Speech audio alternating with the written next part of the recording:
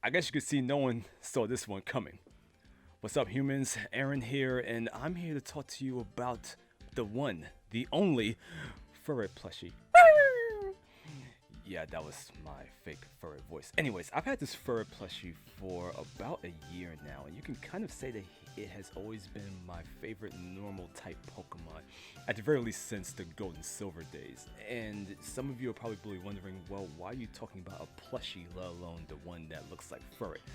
Well, long story short, or possibly a short story long, I had to start doing my online cartooning clubs last year. And one thing I noticed with a lot of my teenage angsty folk that I started to teach, aka my current day 8th graders, a few 7th graders, one very, very hyperactive Berkeley 6th grader. Say hi, Josie. Hello! That was her. Yes. I needed to kind of curb their mental stress a little bit.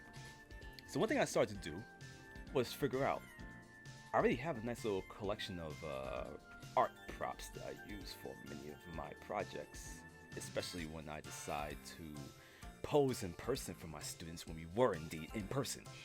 But then that all changed when everything was boiled down to being indoors. And what came out of that was me figuring out the plush game had to be a little bit tighter. Why? Well, it's all about the optics. What do you mean all about the optics, Aaron? Why are you using all of these big words? Optics is only 2 syllables, son, shut up.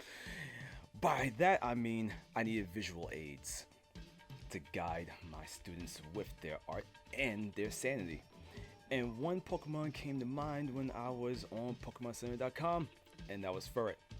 I saw my favorite normal type Pokemon on sale, and I thought it's time to go shopping for a little bit. So I got him alongside Espeon, Fennekin, Dragonair, and one more that I think a dog stole from me. Oh yeah, Ninetales, but we're not going to talk too much about Ninetales. So why do I like Furret the most out of all of them? Well, the face represents me. If you take one little look at my camera from what I'm seeing right now, those are screenshots taken all throughout the spring semester of me trying to understand what is it that one of my students literally just said over the call.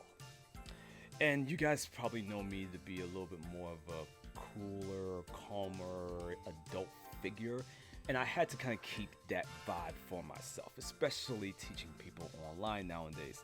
That Furret face was the perfect opportunity for me to use.